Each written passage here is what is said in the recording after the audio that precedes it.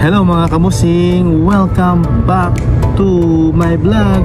So for today's video nga mga kabusing, ang pag-uusapan natin ay ang Miss Universe mga kabusing, na kung saan ginanap na nga ang kanilang interview. At syempre mag-focus tayo ngayon sa ating pambato na si Atisa Manalo, na kung saan 13 judges nga mga kabusing ang nakasalang doon. At syempre 3 minutes daw ang kanilang interview. So siguro sa 3 minutes na yung makabusing, so kung ano lang yung kayang may question at may sagot na Atisa Manalo, yun lang talaga ang kanyang timing yung makabusing sa kanyang time. At syempre almost 120 plus yata yung candidates, kaya pinaghati-hati mga kabusing para madaling matapos ang interview, hindi yung 2 days, kasi 1 day lang ang interview mga kabusing. At syempre sa kanilang tandoon, interview ng mga vloggers is about daw sa kanyang sarili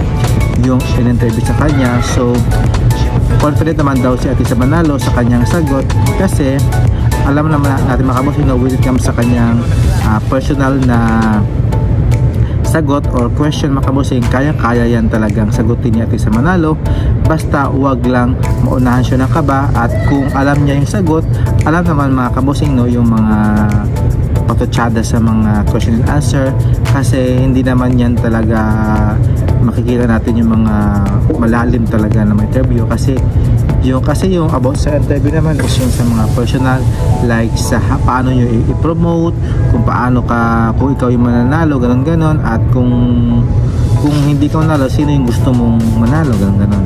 Siyempre kung ano yung mga advokasya mo, yung mga pwede mong ma-contribute sa organization, yun ang mga kabusing about personal talaga. So kayang-kaya ni Atisa Manalo. So sabi naman niya, winners naman daw yung kanyang sagutan niyan. Kaya nung nagsabi naman siya ng winners, so I am confident mga kabusing na nakakasagot ng maayos si Atisa Manalo. At syempre sa mga other candidates mga kabusing, like si Venezuela daw, kasi flowing siya mag-English.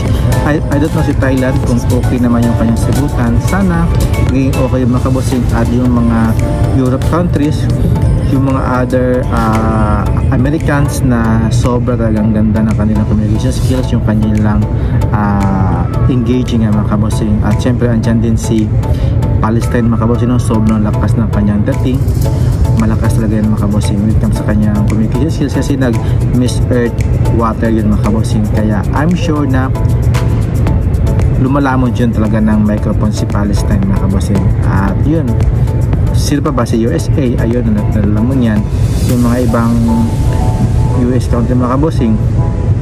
Basta I'm sure ako kay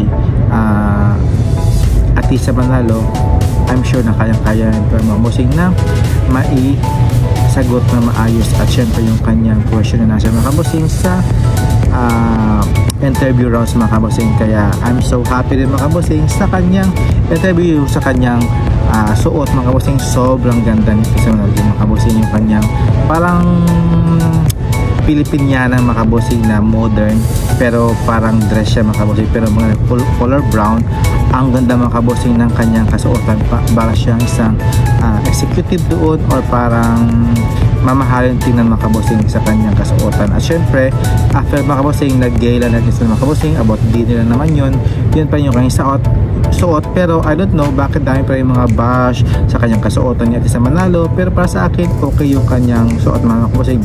Bumagay naman sa kanyang gala natin mga kabusing, kasi kung magbihis pa siya, so I'm sure na mag-wait pa ng mga 1 hour. Siyempre late sila interview, siyempre desisyon agad sila sa hotel na para kumain ng mga kabusing, di ba?